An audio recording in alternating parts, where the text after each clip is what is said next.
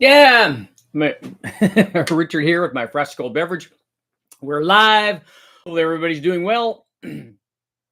So today was a cool day because somebody reached out who I'd never met before and got to talk to a fellow car guy from Australia. You guys might be hearing about some of that stuff later on, so that's very, very cool. But today we're talking about the 4.8 liter turbo stuff and the and why you can't always trust the data. That may seem odd coming from a guy who prides himself on providing as much data as I can. I try to limit my personal preferences and biases as much as I can. And I try to let you know when I have those. If I see a Chevy Sprint Turbo, like I like those. That's my jams, and so are a lot of other cars. And so we all have our personal things, but the separation between like my opinion about something and data is a different thing. So I try to separate those, or at least tell you when one of those is one and one of those is the other. But I ran into an interesting thing, and I wanted to point it out because when we dig our heels in on one thing and say this is an absolute thing, sometimes that's not an absolute thing. Sometimes it's just completely misinterpreted. Sometimes it's flat out wrong.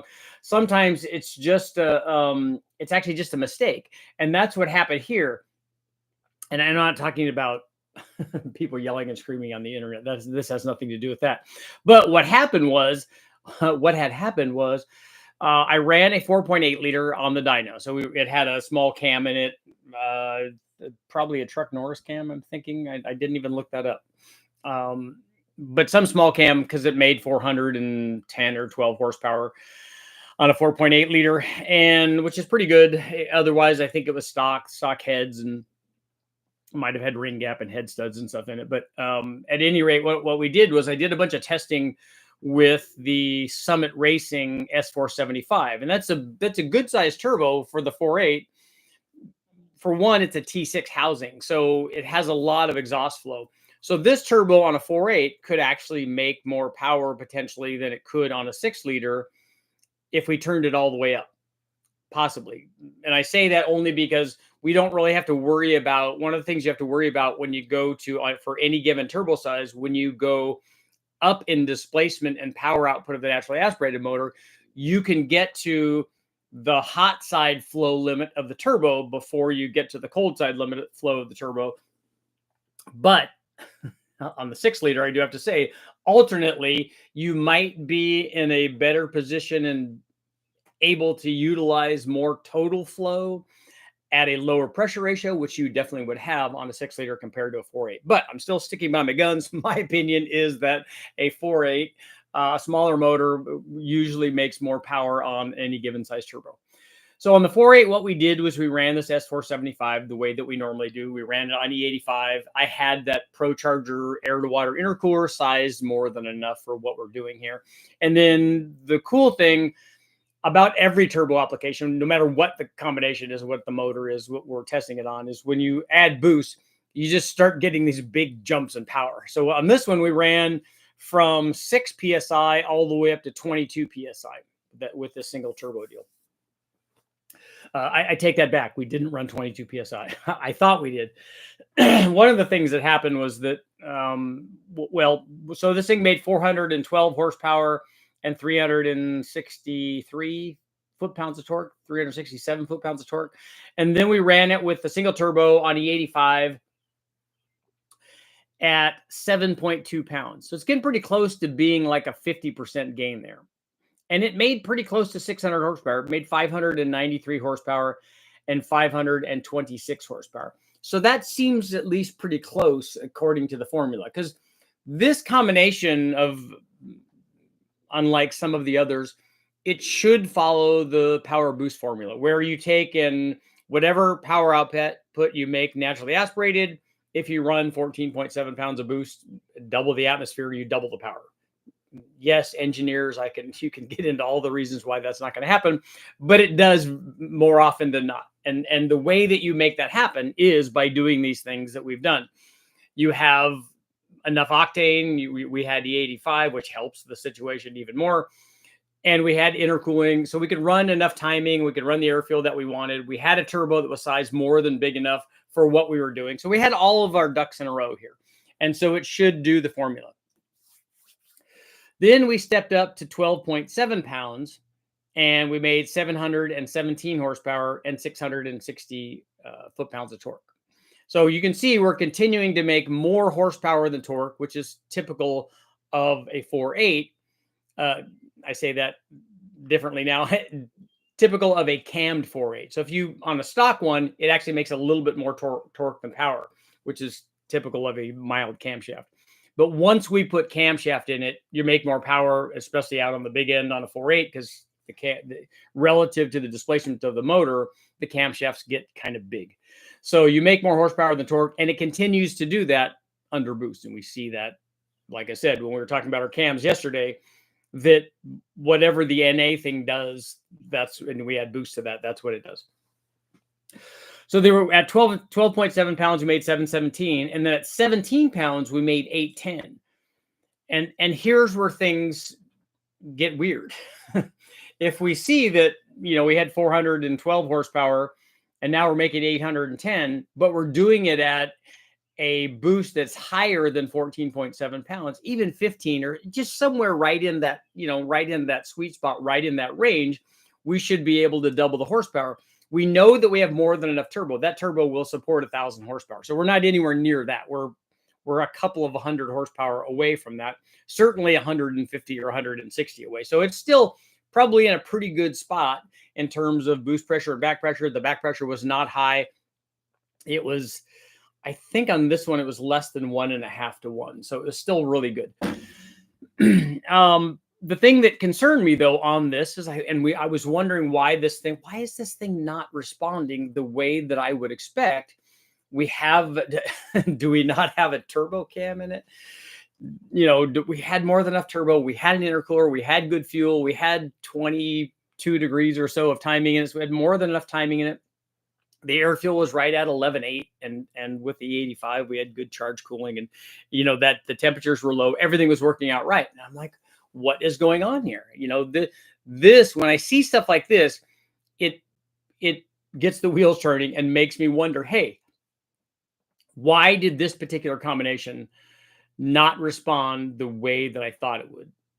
What is it? Is it back pressure? Is it a leak? Is it the camshaft doesn't like turbos?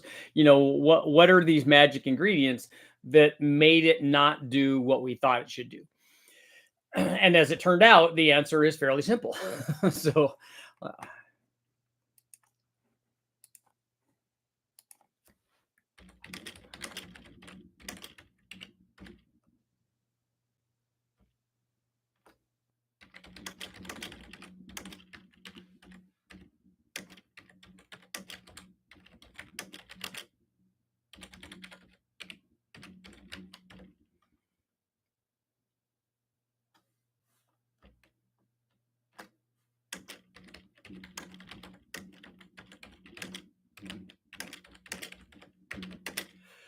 okay, so the poll for today is, you guys need to figure out, because I haven't told you yet what the answer is. Did the turbo 4.8 liter have the wrong cam in it? Was it the camshaft or something about the camshaft? Was it advanced? Was it retarded? Was it in incorrectly? Was there something about the camshaft on this test that made this combination not want to make the power? Because it had to be something. It otherwise it would follow the formula. So let me know what you guys think. Frosty cold beverage in the morning. It is morning. It's 10 a.m. Don't trust the data. So here's why, and this is why I say don't trust the data. That's why I posted that. And why I had the long discussion at the beginning of this. So if you look at all this, you would say, hey, look, the Holdener's power boost formula is nonsense. It doesn't work. It shows it right there. It doesn't work. Obviously, it's not following that formula. And it has everything going for it. If anything should follow the formula, this one should. It doesn't take ice water to do it. It doesn't take any sort of magic specific kind of deal. Not a specific intake manifolds or cylinder heads. Do the heads not have the intake to exhaust flow relationship that they want? Is the compression too low? Is it too high? What's the deal? As it turned out, this combination was following the formula. And the way that we knew that was by not trusting the data that we were looking at, and we need to look at more data. So we need to look at what I was looking at was the boost pressure supplied by the dyno cell on the printout or on the readout. When I go look at the horsepower and torque and air fuel and all that, I'm looking at the logged boost pressure. Well, looking at that, and then because I'm tuning this with the Holly, I started data logging the map sensor reading from the Holly. And so now we have two data points, and one of these things is not like the other one. So the reality is that the power output and all that stuff was accurate, but the boost pressure was not. So the sensor, the sending unit for the boost pressure for the dyno, was either not zeroed out, or it was damaged in some way, leaking or whatever, and it was not correct. It was showing a higher boost level than was actually present. So we were actually on this, according to the Holly and the map sensor, the boost that we were seeing in the plenum, and we were taking a reading from the dyno cell. For the dyno data, we were taking a reading. The two outlets were right next to each other. We're taking it from exactly the same spot. So the boost pressure should be the same between those two, and it was not. So the data that we were seeing showing that we made 810 horsepower at 17 pounds of boost was not accurate. We were doing it actually at a much lower boost. In this case, we were doing, I think it was 14. Let's see here. It was 14.2, I think. Yeah, it was 14.2 pounds of boost. So it was actually doing what we thought it was supposed to do. But looking at that, I mean, it took a long time for me to figure out, hey, look, let's just use this one over here and let's data log it and see if there's a difference. Because you're looking at the data, you're like, I'm looking at a boost gauge, and we're looking at the printout or the readout of it, and all of that's doing what it's supposed to be doing. It looks good, but why is the boost so high in this thing? And as it turns out, it was about 3 pounds off. So I think I went back and zeroed the gauge, and that seemed to get it closer. But then from then on, what I did was rely on what I did for each different boost level that we ran. I just logged it on the Holly, and then that way I could actually have what I thought was a much more accurate reading of the boost versus the power output. And I could just correlate the two, and I just made notes on the dyno for each run. When I did the notes for each individual test, I would just put in there C Holly number, whatever the data log was, so that we could correlate those two and get the actual boost reading. That's kind of a pain that they're not matching, and we need to get them to match. But it just shows that, hey, look, if I was arguing with somebody about this, or in my case, I'm there by myself trying to figure this out. Why is this not doing what it's supposed to be doing? You just have to look at more data. So if you just went by that, and you had decided, hey, look, this is not working. It actually was working. It was, and the curves were nice and smooth. And every time we turned the boost up, it went more and more, made more and more power. Nice little railroad tracks. And that's the great thing about turbos, is that, like, hey, look, I want 50 more horsepower. Boom! Here's a couple pounds of boost. Here's 50 more, and here's 50 more, and you get big chunks. And right up until the point where we could get up probably near 1,000 horsepower on this thing. Right up to that point, you just keep doing these big jumps up in power, and that's the nice thing about a turbo combination. That's also the potentially destructive thing about turbos, when we get greedy with that and go, oh yeah, no, I'm only going to run 7 pounds, maybe 9 or 10, and then 15, and then 20, and then it blows up. But that's what happens. So let's see how our poll is doing. Did the Turbo 4.8 have the wrong cam in it? No, 72%. Shame on you 28%ers. Come on, the wrong cam. Is it? Oh, turbo cam. It had a turbo cam in it. We're all good. Just picked up 2 59 PCMs and looking through the data now. P59s. What are P59s? Sean, Jordan, Josh, Robert, Martin, what's up? What's up? I'm having a good day. It was a good day. Oh man, Richard would not want to be president. that's a whole level of nonsense I don't want to get involved in.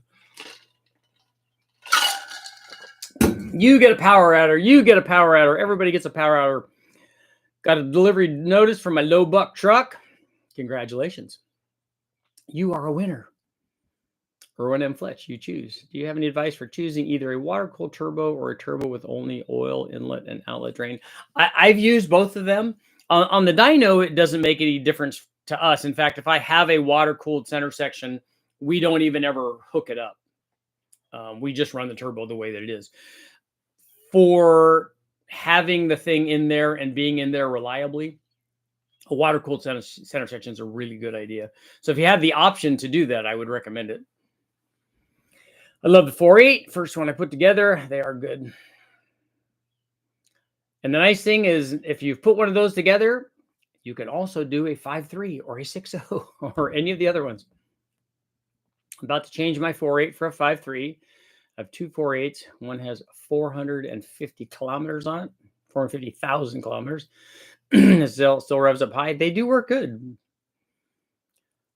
Was there an atmosphere correction factor incorrectly set on the dyno? That seems odd. No, it's not. It's not the weather station or anything wrong with that. It was only the pressure sensor for the boost gauge. Mike, you were all in on the wrong cam. P59s are old. LSPCMs allow for 4-bar boost maps and flex fuel. Oh, very cool. Score for you, man. Honestly, that's what we need for president, but we'll never have someone who doesn't want the job. I know. It should be that, and the same thing for senators and congressmen. That should be a temporary position, and it should be a term limit, and you should do your duty to be that. It should be something that people do to try to help the country, and then move on with their professional lives, and not sit there and milk it for the rest of their lives. 6.0s are at the junkyard. Got a Turbonex T4 7868.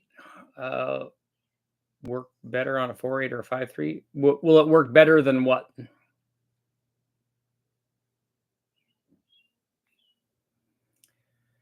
need to buy a 3-bar map. I want to run 20 PSI.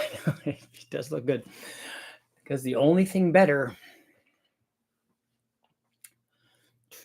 I need to buy a 3-bar map. A 3-bar map. I always recommend the 4-bar now, because 3-bar didn't seem to quite be enough.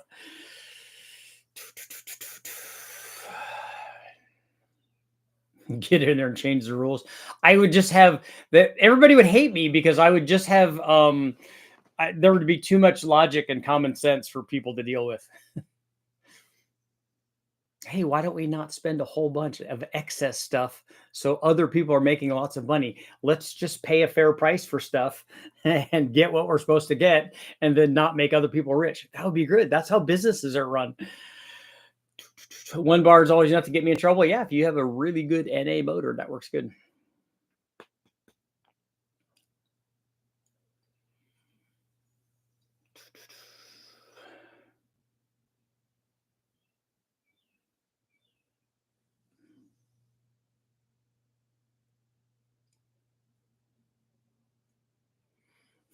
Just stop, everyone. Anytime Richard Holder does a cam swap and sees an increase in power above 20 horsepower, they had the wrong cam in it. Get the right stuff.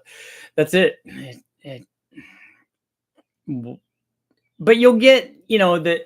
And in fairness to statistics, when I do a video, and if it gets 10,000 or 100,000 or whatever, how many of reviews it gets, and you get 1 or 2 comments on it, as a percentage, that's really not that much. You got to keep that into perspective. Even if the person says, hey, look, it had rec port heads in it, you needed a cam that had a bigger split or whatever. And it's just that person, a lot of people, that's what they live for. They want to be the guy that looks at something and finds the thing wrong with it. There's guys that I deal with all the time, that are like that. And I don't understand that mentality. But they are like that, and they want to find something wrong, so they only look for something to complain about. And so they'll say, yeah, it just needs to have a bigger split in the cam, you know, and them not knowing that, hey, look, it it will do the same thing. It does the same thing on both heads, or the same thing with both cams. I have a 73 Mopar 400, nice, with the low compression piston, 150 in the hole, and mass to 7.2 to 1. Should I even consider putting a mild cam in it before putting a proper piston in it? A camshaft will definitely help. My guess is I don't know exactly what that 400 had in it in terms of cam specs, but I've not seen a factory cam in something and somebody not been able to improve upon it by putting an aftermarket camshaft in there. The block won't hold 30 psi, but it will hold 20 though, right? Turbo Sentra. That's why I voted wrong cam, because there's always a better one. There is. Every cam is the wrong cam. Just like every cam's a turbo cam, every cam is the wrong cam. Just let the common man in the chat correct you, Richard. Just appease them. I know that's if it's 100,000 people that are saying yes and one guy's saying no, you know, it's all good.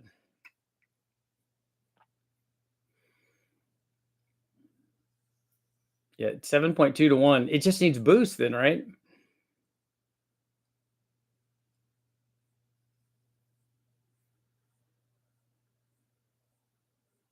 Robert, if you're putting that turbo on in a Tahoe, I would pick the bigger motor, but honestly, I wouldn't pick that camshaft for that turbo. Not that that camshaft isn't a turbo cam. It is. It's just a bigger cam. So on a 4.8, that's a pretty good sized camshaft. That's a 7,000 RPM camshaft where it's going to make peak power at. On a 5.3, it's going to be lower than that. But that camshaft is going to be, I don't know what the LSA is on that, but the thing is going to be soft down low. And so it's not going to be as responsive as you want it. The 5.3 is definitely going to be more responsive than the 4.8 is, but I would put a smaller cam in it. If you have that, it will work, but that would be my recommendation.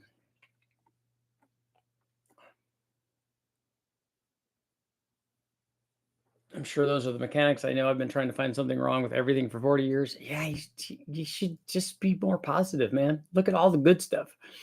Trying to find one bad thing among 100 good things is not looking at life correctly, I don't think.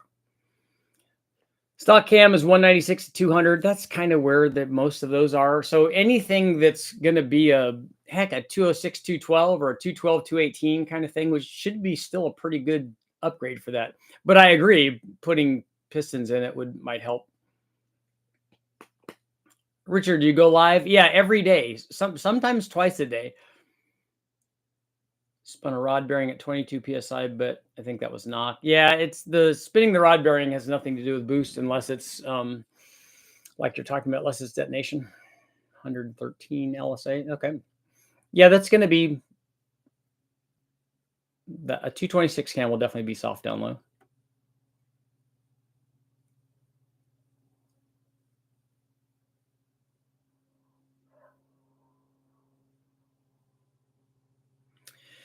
You said both heads sparked a memory. A friend got a square body Chevy small block 350. It had one 305 head and one 350 head, big chamber. It will definitely run. That there's no doubt about it. It will work. They'll just be doing different things on different sides, but it still works. It would be interesting to see what the change in air fuel was. Do the cylinders that have the higher compression, do they draw more fuel in? Was there a change in port volume? Again, do they get better velocity? You know, to see what's going on for the mixture, to see if they're drawing the same or different amounts of fuel in, because this is probably a carbureted combination, right? Too bad closed caption doesn't work. I don't know. Can I set that up maybe?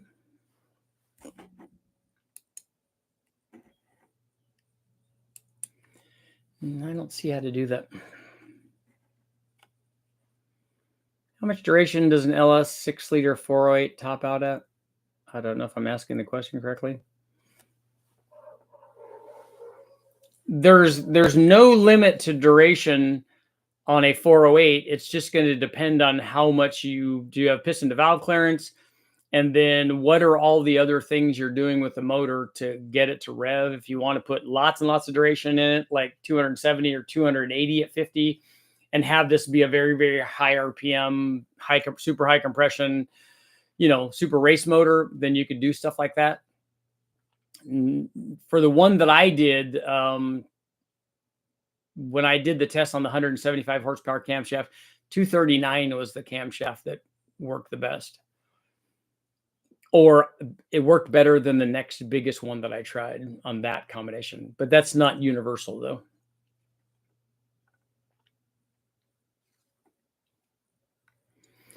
I have options of a 4.8, 5.3, 6.0, and 6.2. I know TurboNex ran that exact turbo on L99 Camaros. Yeah, the turbo is just sized for a specific power output. The bigger the motor that you apply to that, the more responsive it will be.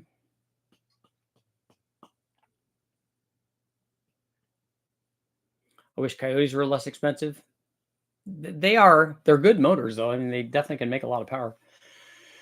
How do I figure out what size cam relates to what size engine? Like if a cam is too big for a 4.8, but the right size for a 6.2, any kind of rule of thumb? There's not a rule of thumb, but luckily you have a place to come to look up data to see where these things make power, these different size, different displacement motors, where they make peak power with different size camshafts. The other thing to think about is the intake manifold plays as much of a factor in that as the camshaft does, because we can change the peak like power RPM by 500 or maybe even 1,000 RPM by changing the intake manifold. So it's not just the displacement, that's one thing. It's also the intake manifold, and then after that it's the head flow, because the head flow can also limit it.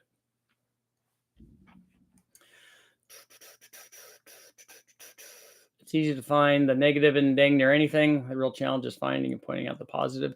Yeah, it's something that you have to, if you're not doing it, it's something that you have to train yourself to do, but it will become habit. Can we discuss the cam that I have on display? I have that one, and I also have this one. One of them is a solid roller cam. I think that's this one. Yeah, this is some kind of weird solid roller deal. You can see it's got a pretty small base circle, I think. I have to measure it to see. But it's definitely an LS cam. I just have a couple of randos sitting in my office.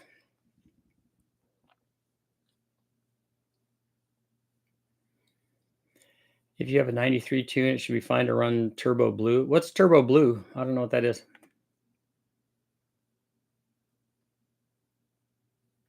Have you considered doing odd cylinder heads? Like what? You mean doing different ones? I've run 862s and 706s and 799s and 243s. I've seen the motors in the wrecking yard that are like that.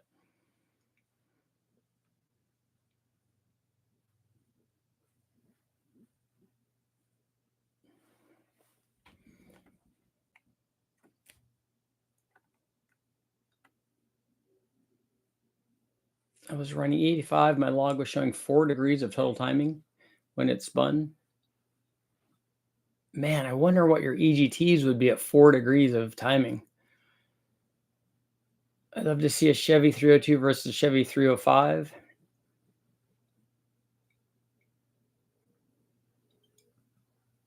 You're thinking that a shorter stroke motor is going to want to rev? I don't think that that's going to be the case.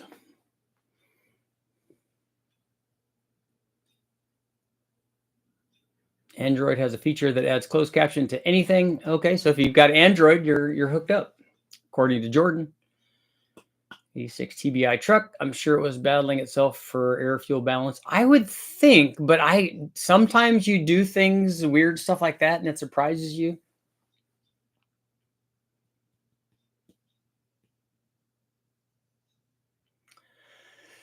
Bore on the 305 is smaller and the stroke is longer. Yeah, it's got a 350 stroke in it and a smaller bore. But still the displacement, I think, is going to determine what RPM range it wants to run in. And then the camshaft, and then the intake, and then the cylinder head.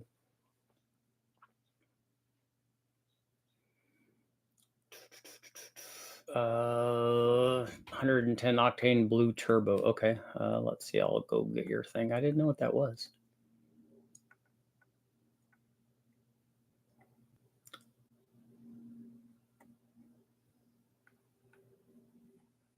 Yeah, you can put race gas in it if you have it tuned for 93. It will be you won't be taking advantage of what the octane has available to it. You won't have you could add more timing and more boost, obviously with more octane, but it will run just fine. Should run exactly the same. I've always wondered about compression ratio with boost. With low compression, high boost, it's going to net a given cylinder pressure, but wouldn't you get the same cylinder pressure with a higher compression ratio with lower boost? Boost adds more power than compression does. Compression adds 3 to 4% of the NA power output per one full point. But adding compression also narrows your tuning window, like gets you closer to detonation more than a change in boost pressure does. So most guys with pump gas run lower compression with more boost and less timing. And that seems to be a good combination for street use. Because if you think about it, let's see if we take an example here. 400 times 0.04.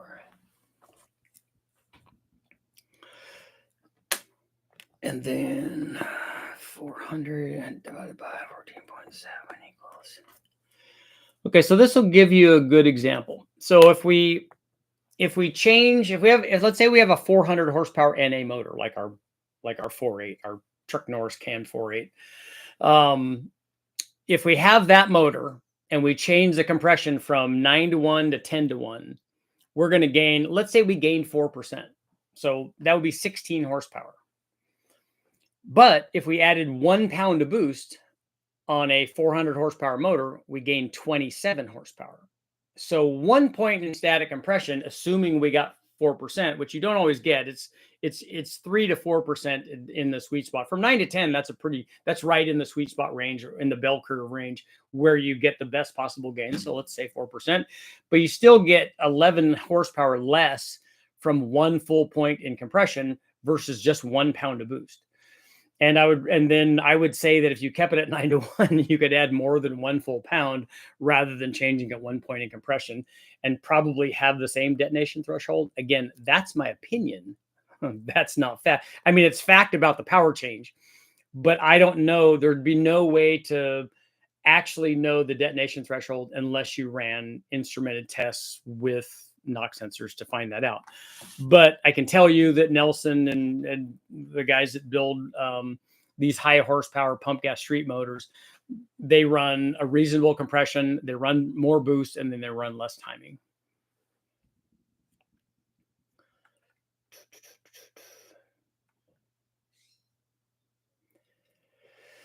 Is there any drastic consequence of running gas engine lean? Yes, you'll burn the pistons up. The knock sensor at part throttle, you can run leaner mixtures, but not at wide open throttle. Knock sensor pulled as much as possible, and it was too late.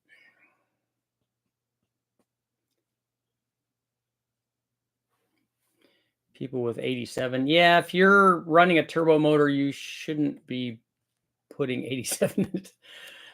But guilty of my supercharged Mustang back in the day. Drove it around on 87 all the time, but I was hesitant to ever go into boost, though. Are there any forced induction systems that use a reserve tank instead of a plenum and just plumb into the second plug hole, deleting that second plug? What are you talking about? A reserve tank? Are you talking about extra plenum volume, or are you talking about a fuel tank? On dual plug motor. So you're talking about spark plugs? You're talking about changing the spark plug, changing the number of spark plugs? Maybe I'm not understanding what your question is. It's asking about the duration and correlation to piston to valve clearance. I thought after 240x or so, then you run into clearance problems. I'm still learning, but does LSA get buffer to account for it. The LSA changes. If you change the LSA, you also change piston to valve clearance because you're changing the valve events, and the valve events are the thing. 240 degrees would be, you would have to check that to see if that's possible. If you're talking about a stock piston to valve clearance issue with a stock piston. I don't know if I've run 240 cams. We've run lots of 230 stuff. Northern New York turbo and fab. I have all kinds of hurdles to overcome with turboing a TBI 350. Yes, in my C2500. Had to resort to standalone injectors and control it, even though I have an aftermarket ECM in place of the old ECU. EBL Flash 2. Yeah, getting enough fuel on a throttle body injected deal can become a problem because of the size of the injectors necessary. Sometimes they go with dual throttle bodies. Sometimes they go with additional injectors in front of the tube going to the throttle body and then blow that fuel and stuff into it. It's the fuel is a serious issue with TBI stuff.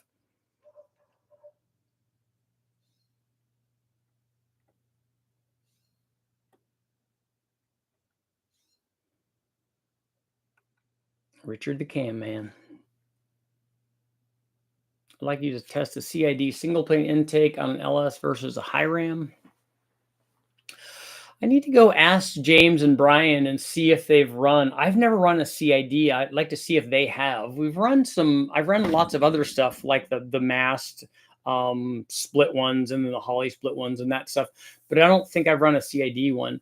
And I think honestly, a CID would be just like the mast single plane stuff that I ran. It's not for the average guy. That's for a guy that has a dedicated drag race kind of buildup and not your typical street deal. Deleting the second plug, using that to plumb in a reserve air tank as a means to eliminate the intake and plenum in a standard turbo system. Are you talking about a spark plug? I'm still not understanding why you want to eliminate an intake manifold and a plenum. I have E85 and 110 on my local station. Would upgrading to E85 better than 110? Yeah, E85 will be at least that octane, and it will have additional cooling because it's alcohol based.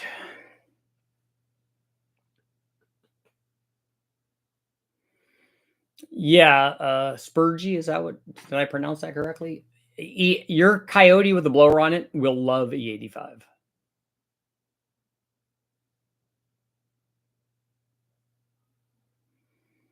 You want to have a belt-driven turbocharger. So a belt-driven one is a supercharger. You want to plumb air into an air tank and then pump air from that into the cylinder. Why are you having an air tank? What is that going to do for you that just plumbing the air directly from the supercharger into the motor is not going to do? I'm just wondering what you're trying to accomplish there. I don't understand why you want a reserve tank. That's not going to do anything. And also the any sort of reserve air tank that you have, you need to calculate the amount of airflow that a motor has. Even at low engine speeds, the volume that you'd have to have is tremendous. What downsides would I see if I remove the GT40 tubular intake and ported lightning lower on the 351 turbo setup and swap to a carb style trick flow R series and Holly elbow?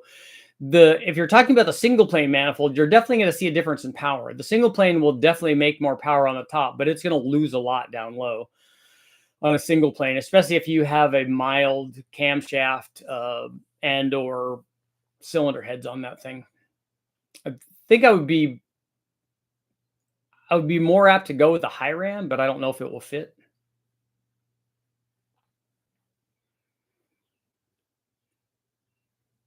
How effective are stock knock sensors on turbo LSs? I think that they're very effective. The thing that happens though is the factory knock sensor is tuned to a specific frequency, a frequency that it can differentiate and determine knock, irrespective of the other things that it might hear in the engine compartment, because they spent a lot of time getting that to work like that. But when you change to different rockers or different camshafts and it has more valve train noise, sometimes it can throw the sensors off. But guys have had really good luck with the stock ones. That's another thing where, like, my knock sensors are activated right now when I start the motor up because something's going on with them. I don't know if the sensors are bad or if the wiring is bad or something. So I need to fix that. But they seem to work fairly well when they're working correctly. Let's not forget the video a like. Yeah, get those thumbs up. We got 46 thumbs ups and 87 people here, and 68% are saying no, that the camshaft was not the problem.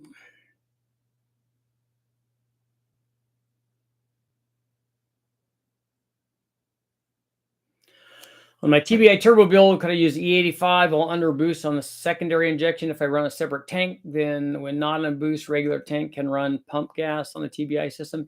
You can, but you have to make sure that your secondary system has the flow rate to support the E85 because it's going to have to flow basically 125% of what the same gas flow would be, pump gas or race gas.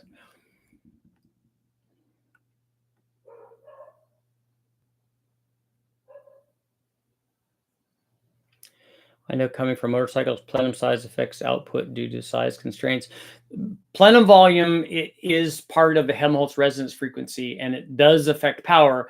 Although in my testing, plenum volume doesn't show a dramatic effect. Runner length shows a dramatic effect.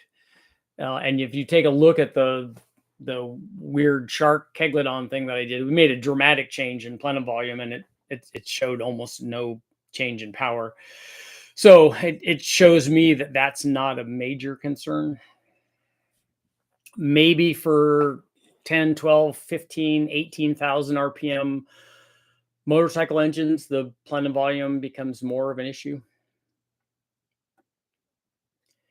Does E85 have some negative issues on the engine like methanol? Asking if I switch to full 85, do I need to run regular fuel from time to time in the engine or change fluids more often? Yeah, you have to change oil more often because depending on what your ring gap is, you'll get more oil contamination from that. And so changing the oil more often, just like with methanol, they do that a lot with methanol, would be a good idea. You have to make sure that your pump and lines and stuff are E85 compatible. Saying I do have a very mild cam, trick flow stage 1 and 170 ported heads on that setup. Yeah, single plane would not be my choice for that. That's some sort of long runner deal would be better. If you ported the lower manifold, and then you could do a different upper on it if you want to do that. Are you blowing into the upper manifold also? I forgot is it a turbo deal or something?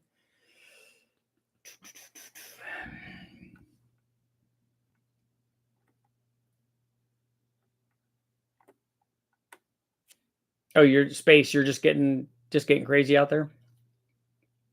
E85 is corrosive. Older fuel systems don't like it. Is this in reference to the video from 3 weeks ago? What would I don't the live feed today isn't in reference to any video. It's just in reference to a test that I did.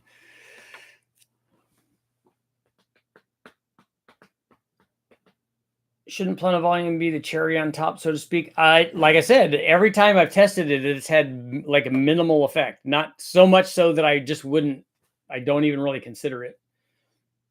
As long as you don't let the fuel sit for a long time and do oil changes. Yep. I think 85 would complement nitrous very well. The cool running versus nitrous trying to burn everything. Nitrous is very, very cold though. So it's not really trying to burn everything. They're both very, very cold.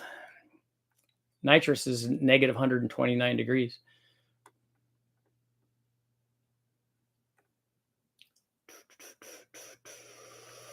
Aren't the stock Coyote lines and rails compatible with the 85? I think that they are. And especially you would think, because don't they have, aren't the latest generation Coyotes dual fuel things? Aren't they variable fuel?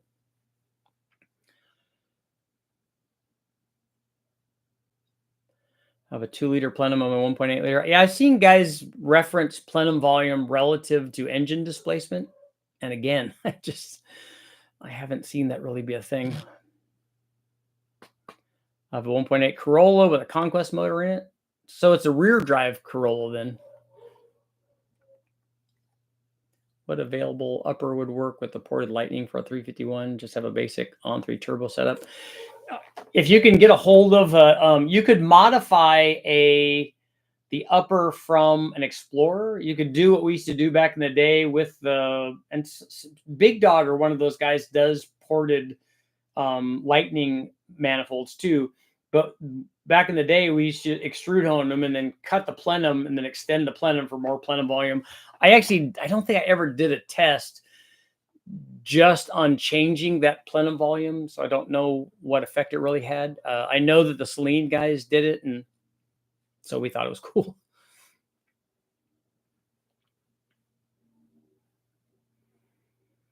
What happened to the 4.8 turbo? Did it lose oil pressure or are the rings toast? On this one, nothing happened to it. It made over 800 horsepower. It did exactly what it was supposed to do.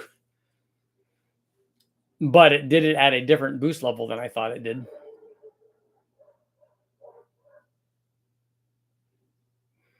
In your opinion, would a truck Norris cam and otherwise stock LY6 6-liter turbo affect the knock sensors much?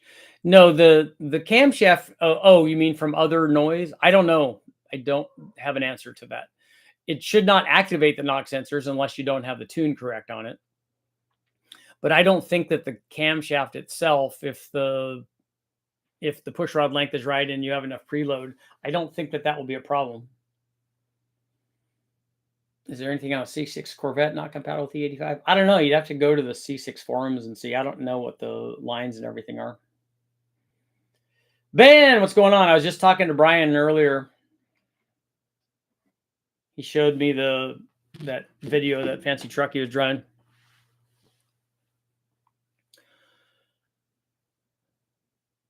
I think my junk is warped. I can't get a seal with a trick flow spacer between the GT40 and Lightning lower with the Velcro gaskets. Had issues for years, even the right stuff Permatex leak. Do you have a phenolic spacer or something in between those two? Dodge's new Hurricane inline 6 twin turbo, 9.5 to 1, 26 pounds, 510 horsepower. Standard output is 10.25, 22 psi, 420 horsepower. Okay.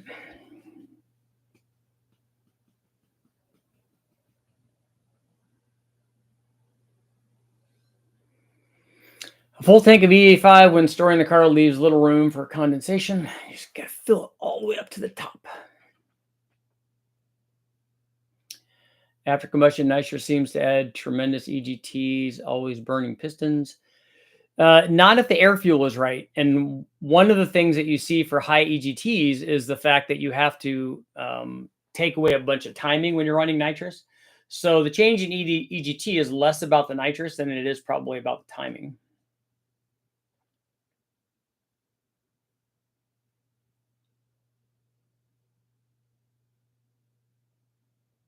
I know when you leave E85 in a carburetor, there's deposits in the carburetor. We found a bunch of the bowls on some of the stuff if you leave it in there. That's why whenever I run anything we run the injectors, we run those 80 pounders or those 1500 cc snake eaters. Whenever we run on turbo stuff, we've run, and we do it for the dyno stuff too. We run it through the pump. We then drain all the 85 out and then run 91 through it. Just cycle it through everything so that all had regular pump gas in it.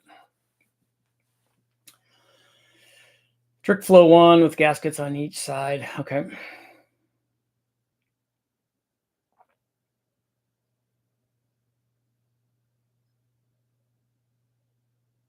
Like to see Mazda's new inline 6 in the SUV on the dyno.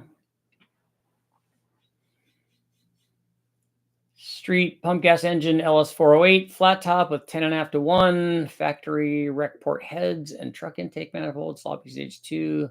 Well, 7875 be too small for the street on 10 pounds. I'm a little concerned about a 0.94. Is that if it's a 7875, is it a VS Racing one? Is it a Gen 2? Is it a Gen 1? Is it a T4, which I think it is, or is it a T6? Bobby, what's going on? Your paws look like the video froze. Sometimes I do that just to keep you on your toes. Taylor, you're here. That's all that matters, man. You can listen. 70% saying no. Did the Turbo 4.8 have the wrong cam in it? That's always the right cam. LS, little cam, truck Norris, or the low buck truck, and then boost, and away you go. Or if you want to charge on the big end, then you can step up in the camshaft a little bit. Get the big 219 cam.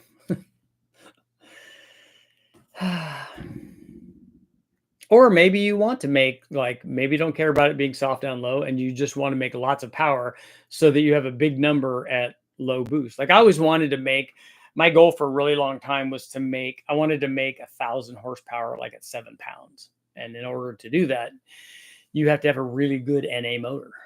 So you got to have something that's making 700 NA or so. T4 VS Racing, pretty sure it's a Gen 1. Yeah, that turbo is going to be a little on the small side for a 408, and that hot side is going to be a little small. It should be responsive, but 10 pounds. Let's see. Let's say that's 10 pounds is going to be near the limit of that turbo. Let's sloppy. Let's say 35.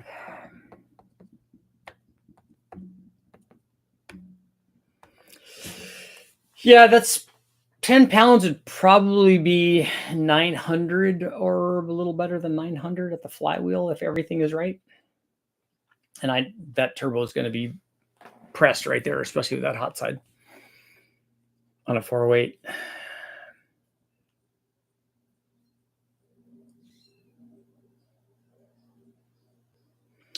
You showing how cams that make NA power also make great power under boost. Why would you be wondering if the 4.8 had the wrong cam? Were you here at the very beginning of this, Michael?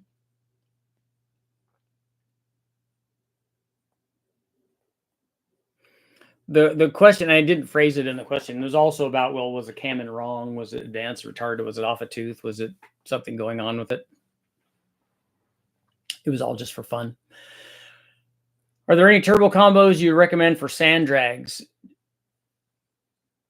You'd have to tell me a little bit more about what a sand drag motor is. I don't know what the effective operating range is. I don't know what the launch is. I don't know what the power level is. I don't know if there are different classes for displacements or power adders. So I would need to know more of that to figure out what kind of combination you want.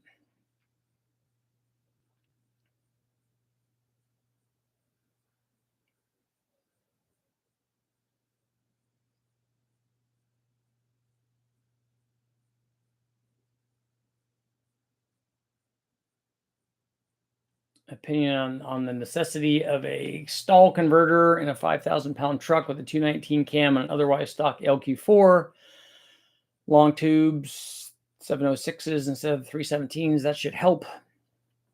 And I'm assuming that you have the truck intake manifold on there too. What I would do is put it in there and see. I think a 219 cam would be better with this, at least a small converter. I don't know what converter you have in there, but I suspect it's going to be near 2,000. But that's not a really big cam on a 6-liter. Is a 6.2 from the F-150 Raptor a good engine? Would it make a good upgrade from a 5.4? If you listen to Admiral, then yes, it is. I don't have any experience with that 6.2, so I don't know. But I think from the power rating, it probably should be better. Have you ever had a turbo die from flutter? Do you always use a blow-off valve? I would have to say don't always use a blow-off valve, because then that would mean somebody could go through and find a time when I didn't, and I probably have not done that on occasion. But what you're talking about is surge. Well, no, that wouldn't be surge.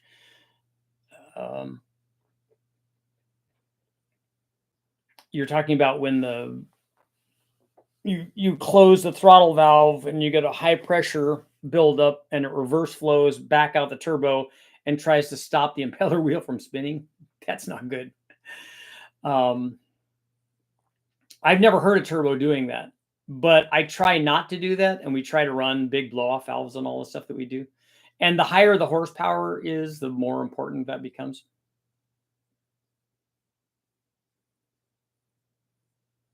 It is kind of like surge,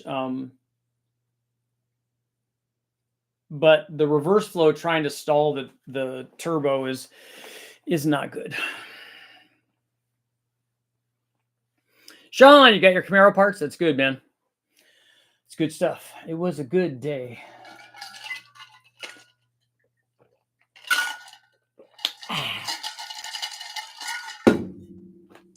Frosty cold beverage. I got my hydro dip. I'm gonna try this on one of the blower housings and see. It's all American flaggy. I've killed a cheap turbo from that. It bent the shaft. It's can be very damaging. I mean, something that's spinning 50, 80, 100,000 RPM and wanting to stop with a reverse pressure wave. Not cool, man. Not cool. Not cool, Tim.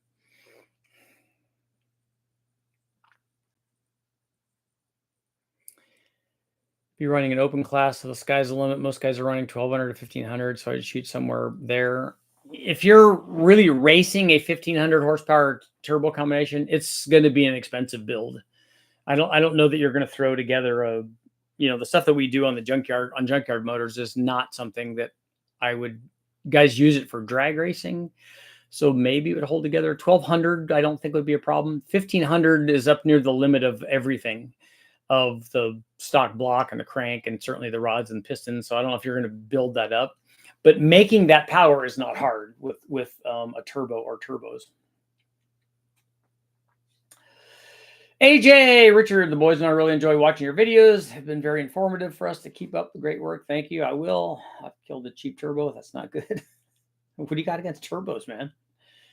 Pressing a turbo hard makes for a good responsive lower RPM scenario. Ghost is doing time attack. I thought he said sand drags.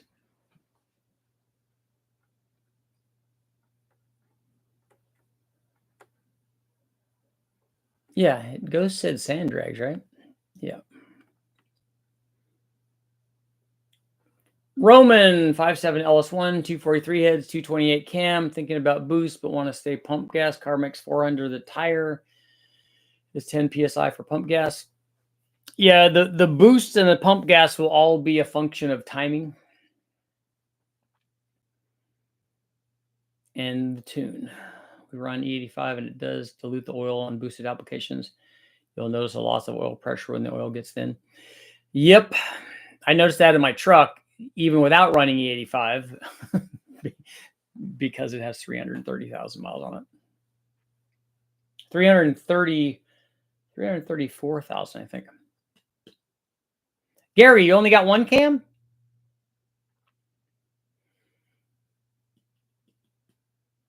Let me check.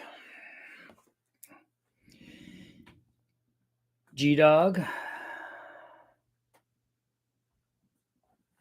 I'll check and see which one I sent, and then I'll send you the other one.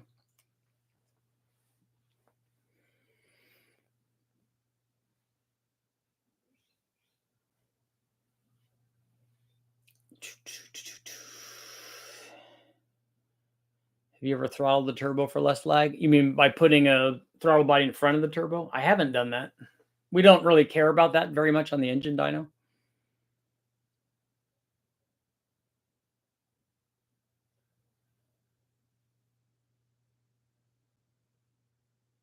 You want to see a turbo let go? Let the nylon strap from the explosion damper get sucked in? Yeah, they don't like getting stuff drawn in. We did that to a Vortex supercharger, but it was a shop rag, and it was sitting, I think, I want to say it was sitting on a chair or maybe the small ladder or something. And then they wicked up the thing, and the blower was close enough you could see it start to just in the video. You could see it start to levitate, and then get sucked in, and it seized up it broke the blower.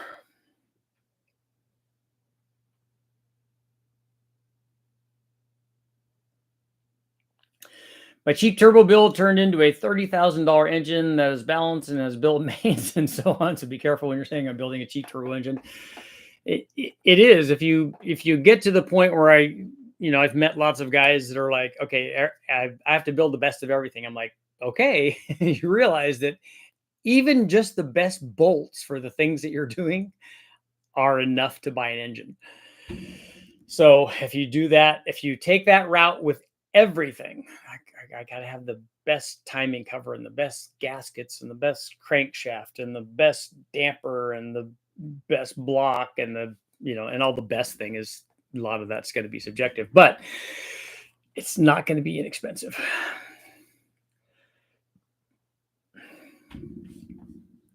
I didn't run a filter on my Vortec either.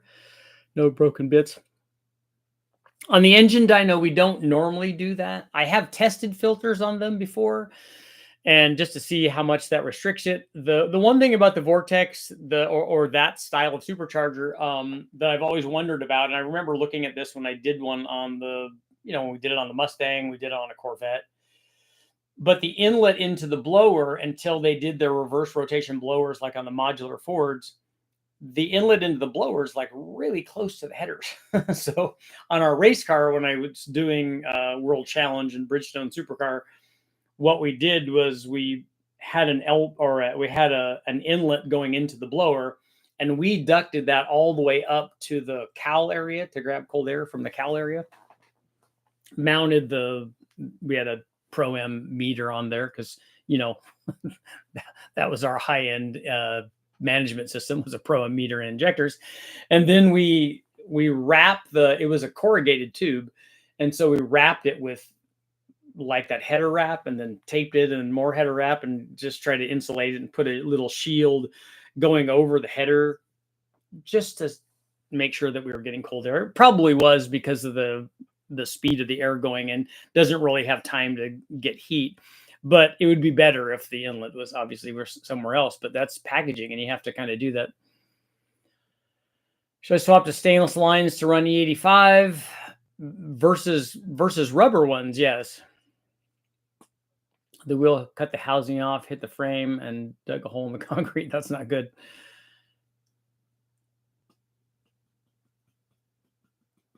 I feel like if you want to keep a cheap turbo build, spend the money on the things outside the engine and treat the junkyard engine as consumable.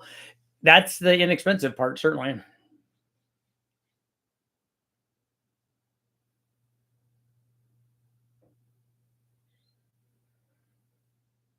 The M90 carburetor, did you make it?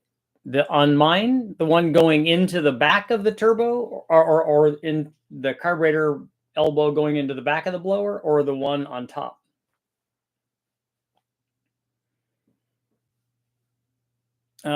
Funny bike. Yeah, if that happened on a motorcycle, that's not good.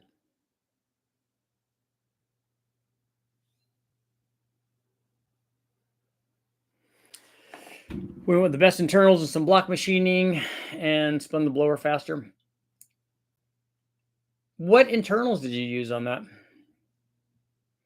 Yeah, turbo, I made the one in the back. It was really easy. It's just two very simple plates with I did a hole saw and three mounting holes for the plate, and then welded on a 90 or a 45, and then a deal for the carburetor.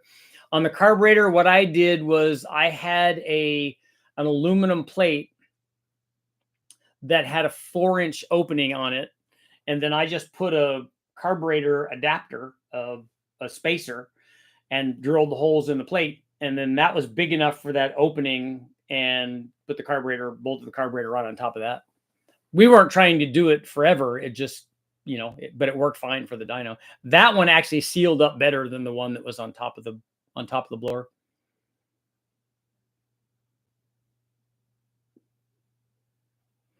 Oliver, I saw that the guy putting the damper on there, and because the damper is supposed to be multi-piece with the rubber isolators in between them, that's how it helps dampen vibration.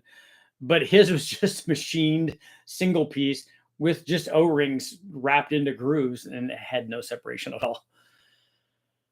My first 496 cost me 7,000. Lasted 2 seasons. My second one cost me under $3,000. Ran 3 seasons and still running 30 years later on a regular boat use. Nice.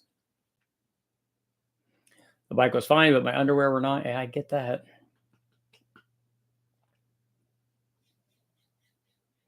Hopefully it lasts a while. So go ahead and close out our poll. And our poll at 69%. It was not the cam. It's never the cam. It's always something else. It's always somebody not trusting the data. And on that note, it is time to go. I will see you guys all tonight. And Gary, I'll take a look for your thing and send you an email.